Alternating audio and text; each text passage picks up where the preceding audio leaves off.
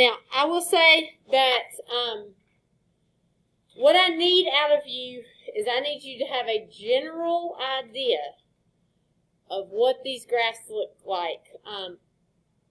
We're spending a little bit of time on this because a lot of times you'll see this on the ACT. You might see it in different classes, but tangent, cotangent, secant, and cosecant are just not all that useful whenever it comes to modeling situations. So looking at their graphs is less interesting because like trying to come up with a situation where this is happening is not very common, right? Like you've got something where when you get to pi over 2, it just goes through the roof, and then when you pass pi over 2, it goes back down to nothing or negative infinity and then starts over again. I don't even know what situation you would have this. Maybe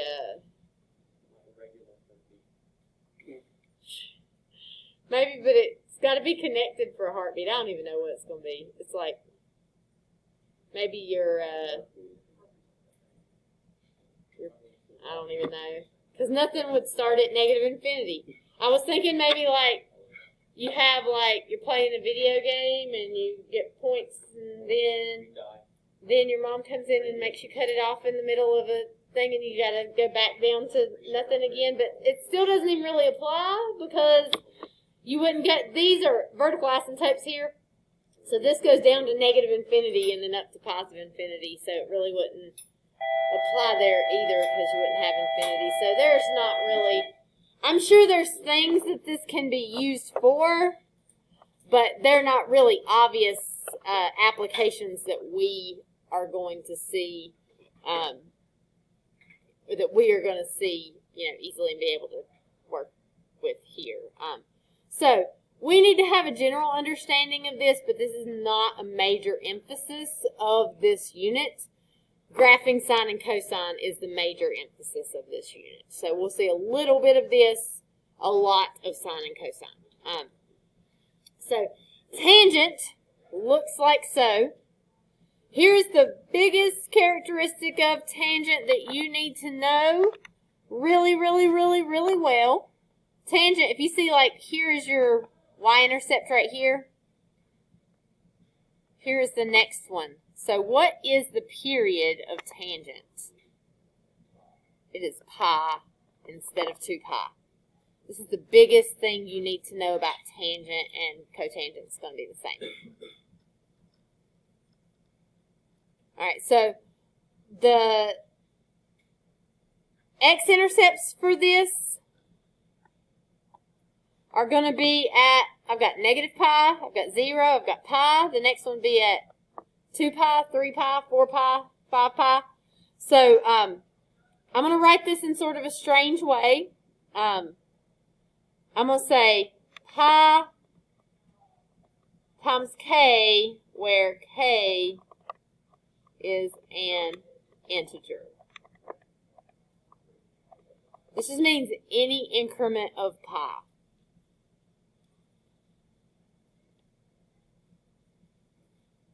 Okay, so any increment of pi here is going to be, okay, so k is an integer. Integers are whole numbers or they're negative, so it could be 3 pi, or 4 pi, or 5 pi, or 10 pi, or negative 11 pi, or anything. Those are all going to be x-intercepts here. The y-intercept is at 0, 0. Our asymptotes here, we're going to have vertical asymptotes. So they fall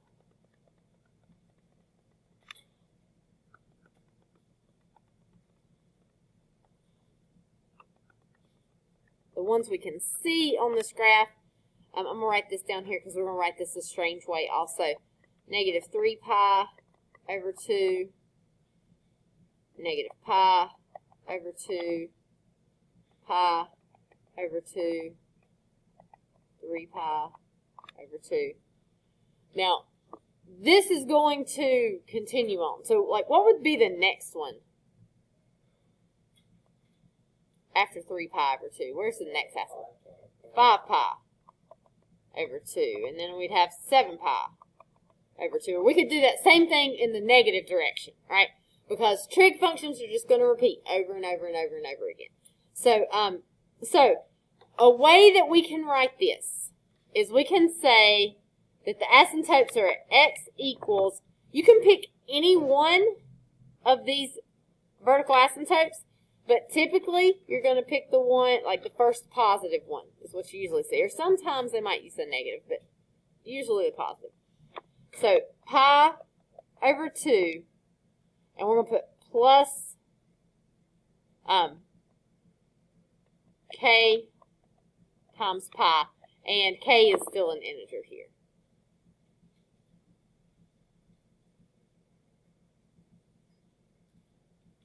So what that does is you can start at any of the asymptotes, pi over 2 in this particular case, and it just adds pi to it, which is an entire period. So it could be pi over 2 plus pi, which would give you 3 pi over 2, or pi over 2 plus 2 pi, which would give you 5 pi over 2. There, so it's just pi over 2 plus every pi after that. Okay, we want to be familiar with what this graph looks like. So it has a y, that y-intercept is important to know. It crosses at 0, 0. It is also important to know that you're going to start negative and go positive here. Again, most important thing, period, is only pi instead of being 2 pi. Okay, questions?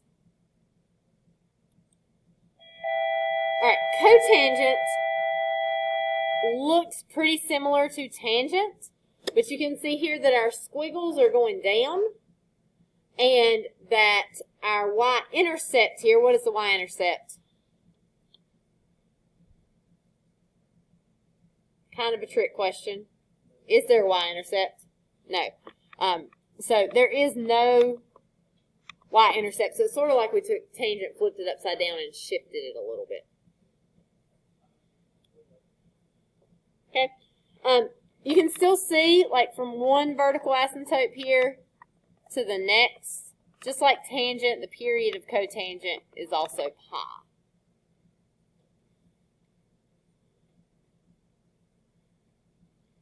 And so our x-intercepts and our asymptotes are basically just going to be switched from tangent. So this time, my x-intercept, or my asymptotes, are at 0, pi, 2 pi, 3 pi. So I could say k times pi here. K is an integer. The x-intercepts, they are at pi over 2, 3 pi over 2, and so on. So we would say pi over 2 plus pi times k.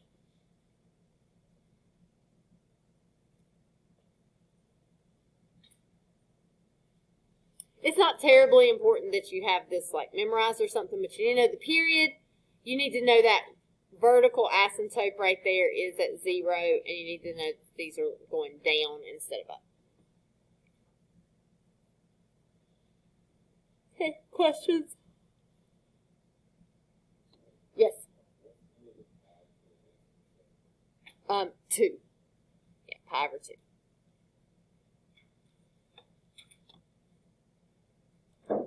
Okay. Secant looks kind of complicated, but I want to show you something about secant that to me makes it much easier to recognize the graph.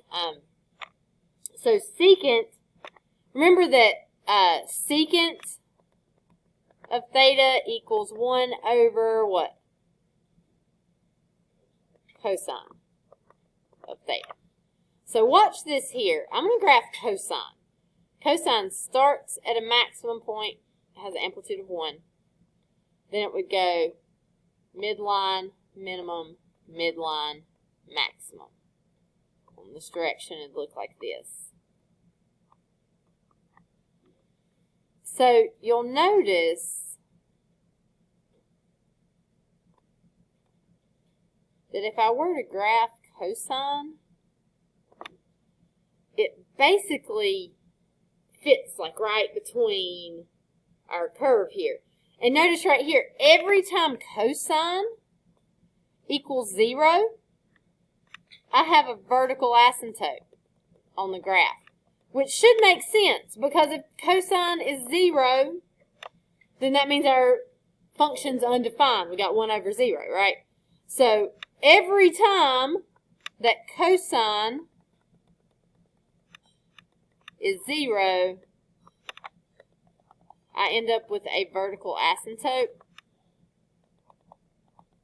And so rather than listing this all out, because it's not terribly important, at our asymptotes, I'm just going to say cosine of theta equals 0. So every time cosine of theta equals 0, we have an asymptote. I could list it kind of like we did with the other ones, but I'm not going to. I am not going to do this maximums and minimums because I'm not going to ask you about it. What's the period of this graph?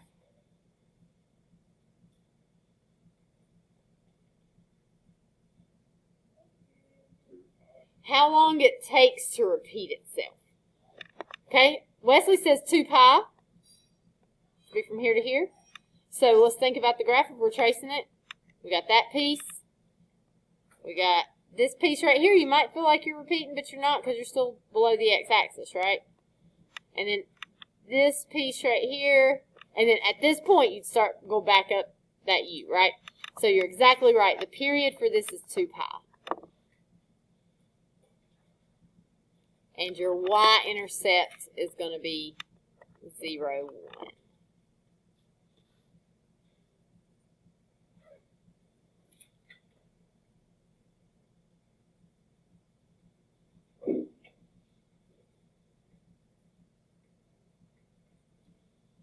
So secant is going to have these U shapes.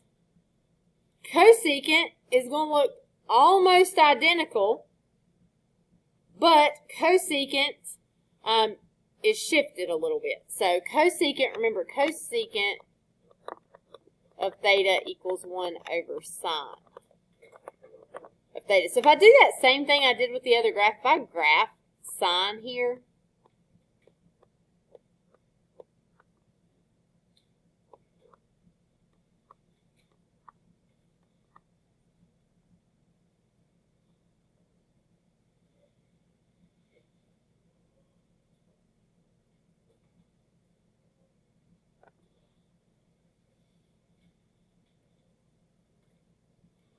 just like secant, the period of this is 2 pi.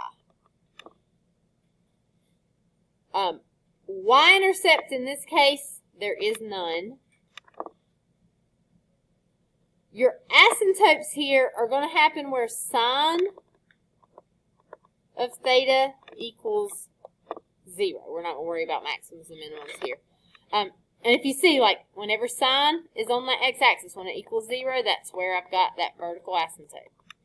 Again, over here, vertical asymptote. Whenever that sine equals 0. Right here, vertical asymptote, where sine equals 0.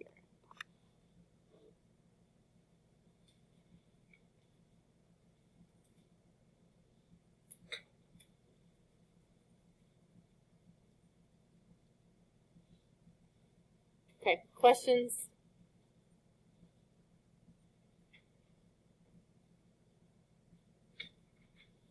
Okay. So, the big thing we got to know here is to find the period for each function. It's almost the same as sine and cosine, except for tangent or cotangent, the period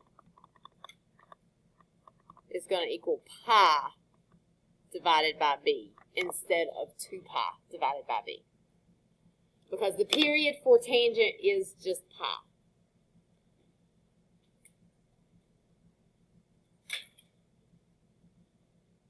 Secant and cosecant still have that same property that their period is 2 pi. So we're going to treat them just like it's sine or cosine. So if we look at number 1 here, the number in front of our x, we actually don't have one there. It's a 1. So our period It's just going to be pi, because we'll be doing pi divided by 1 there.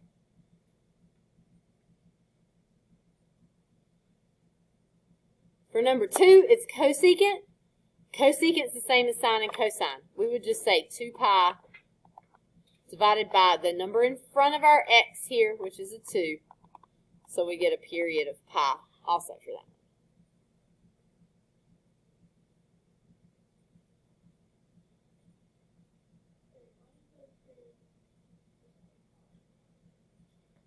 So for secant and cosecant, we still use 2 pi. It is only tangent and cotangent that we just use the pi for.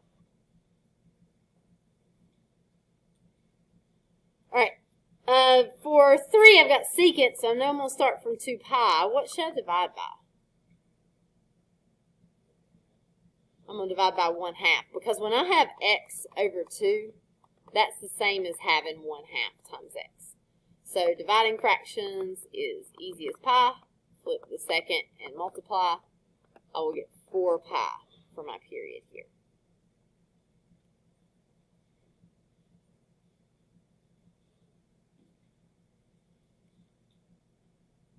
For number 4, should I use pi or 2 pi? It's just a pi. Cotangent is just pi.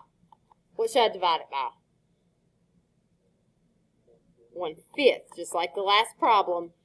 X over 5 is the same as 1/5 times x. So dividing fractions here, easy as pi. Flip the second and multiply. We're going to get 5 pi.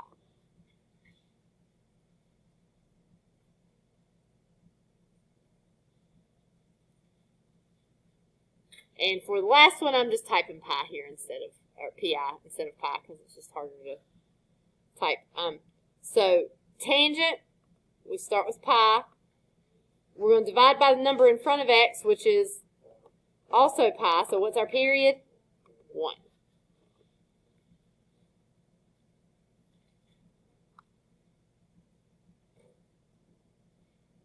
So very similar to what we have been doing, except for tangent and cotangent, you need to use pi instead of 2 pi. All right, any questions so far?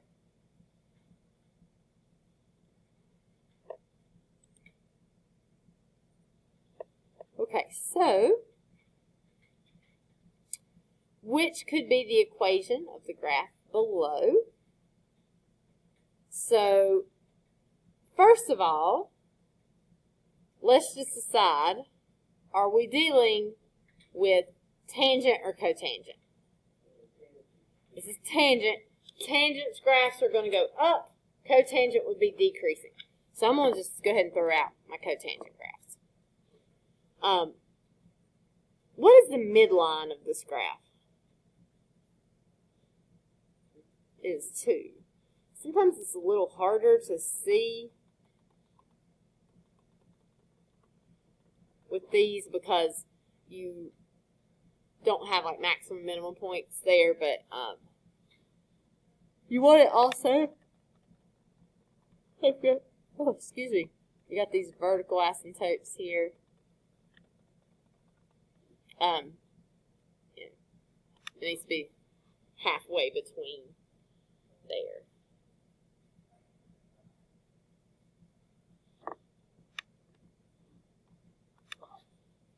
Okay. Now I've just got to decide whether or not it's been shifted or not. So, what was our y-intercept for tangent? It is 0. This does not have a y-intercept on that midline, right? If it was on the midline, then it would not have been shifted. But tangent would usually look like this. So we have shifted to the right, and right here is pi. That's split into 1, 2, 3, 4 little tick marks. So it's to the right, pi over 4. So that is C right there.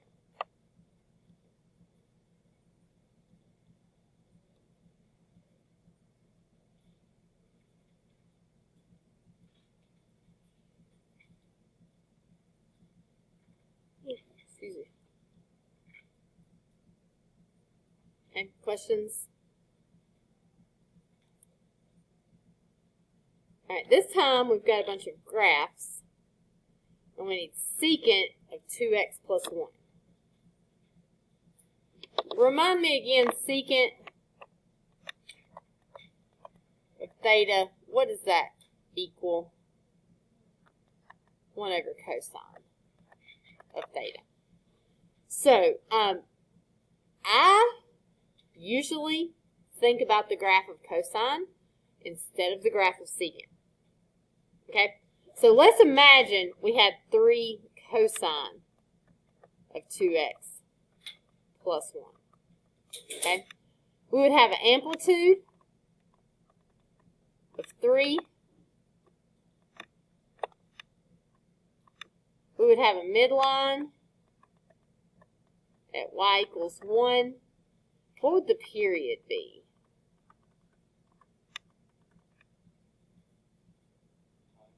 Pi. Okay? So, the period of this should be pi. So I need to look and see which one of these have a period of pi. So I've got this first one. Here's the minimum. The next minimum is right here. That has a period of 2 pi. A is out.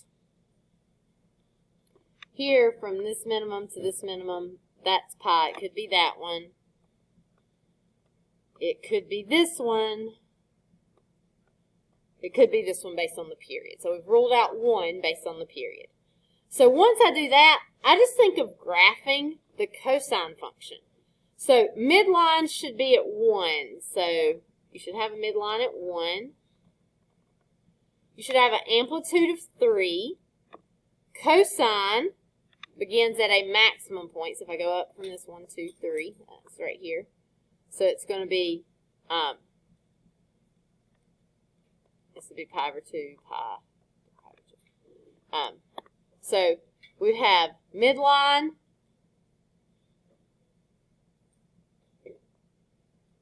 or maximum, midline, minimum, midline. Maximum, midline, minimum, midline.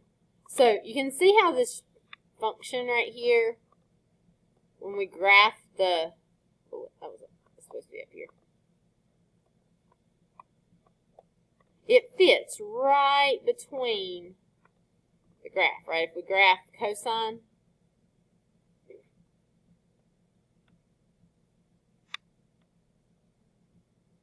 so B is going to be our answer. It cannot be D because the midline of that graph would be at 0. It cannot be C because the midline of this graph would be at 0. But the amplitude would only be 1 right there. So B would be our answer.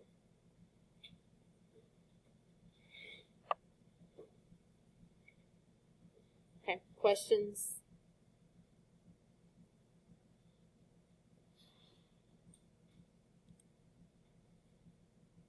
Okay, so let's look at these few tangent problems, and then we'll move on to our assignment for today. So, writing the equation is going to be basically like it is for sine and cosine, except if you have tangent, the period is pi over b instead of 2 pi over b. So if we're writing the equation with tangent, it has a function, or it has a period of 4 pi, and it's been shifted down 5 units. Also, tangent, I'm probably not going to give you amplitude for, because it doesn't really have an amplitude. Amplitude's the distance from the maximums to the minimums, and tangent doesn't have those. It can be stretched out and shrunk down, but you probably not going to have questions about that. So we know we're going to have y equals, we could do the whole thing if we want, a tangent bx plus c plus d. So if I am shifted down 5, which number is that? D, right? Do I need a C? No, because I don't have a phase shift. And in general, I'm not going to give you stuff for A just because it could tell you. It's not going to call it amplitude. It could have a stretch of 3 or a shrink of 1/2, but I'm generally not going to give that to you. So y is going to be tangent of bx plus 5. Oh, not plus 5. Minus 5 since it's down. And then to find that b, I'm just going to do pi divided by b has to equal 4 pi. So if I cross multiply, I'm going to get pi equals 4 pi times b. And I can divide both sides by 4 pi. So if I have pi over 4 pi, the pi's cancel. There was a 1 right there, so I get 1/4. So you can either write it like this, tangent of 1/4 x minus 5, or if it's multiple choice, you're probably more likely to see y equals tangent of x over 4 minus 5. So either one of these would be fine.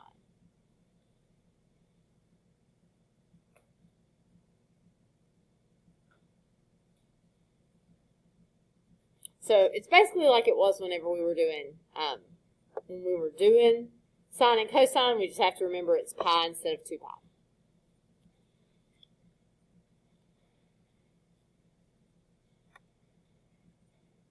All right, and here's our last one. We're going to write the equation of a cotangent function that has a period of pi over 2 and has been shifted to the left 4 units. So this one has not been shifted up or down. Basically, we're only dealing with cotangent of bx plus c. So when you're doing this, you always want to do the period first. So we're going to do pi divided by b equals pi over 2. So what does b have to equal? 2. There. So we could put a 2 right here for our b. And then for our phase shift left 4, we're going to have c over 2 equals 4. And we can multiply both sides by 2. So c equals 8. So we would put an 8 right here. And since it is to the left, it would be positive there.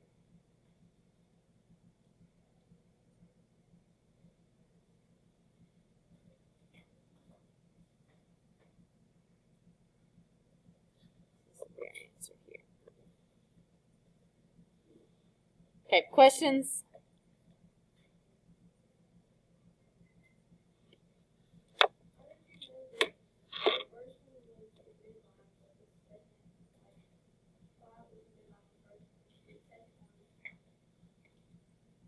If it is moved up or down, that's going to be the midline, because that midline, like as you shift it up or down, is going to go with it. Left or right is not going to change the midline. So it's not going to change. That's going to be inside of the parentheses. That's going to be that phase shift.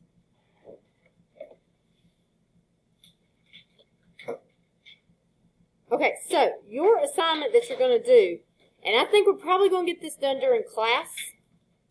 Hopefully. In fact, I want us to get it done during class because I would like for the last like 10 or 15 minutes of class for me to give you like a preview of what you're going to see tomorrow.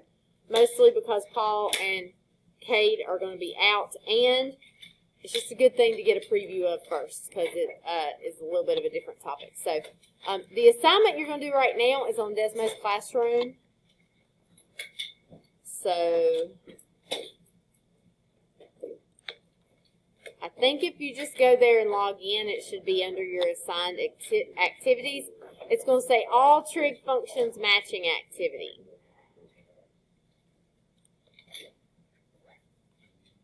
All right, so I want you to do this without graphing these on Desmos. So you're doing this all just by like no calculator, what you know in your head, Lord willing, anyway. If you're getting stuck, you can plug in numbers to help you. And if you remember the shapes of the graph, that will help as well. So For each one, you're just going to sort. So this first one's just the plain functions, right? So cosine, oops. Put this back apart. There's cosine. Put those together. Here is cotangent. Where's cotangent? There we go. So you'll just match those. When you have matched them, when you go to the next slide, it will tell you how many you have correct. So if it tells you 4 out of 12, you need to go back and fix the ones that are, try to fix the ones that are wrong. So for this assignment, I do want you to have it completely correct. All right, so everybody needs to have everything right. So if you miss it, go back to it and try to get those correct. So you just have 4 sets of cards that you're going to sort. The first one should be the easiest because they're just the basic functions, and then they get a little bit harder from that.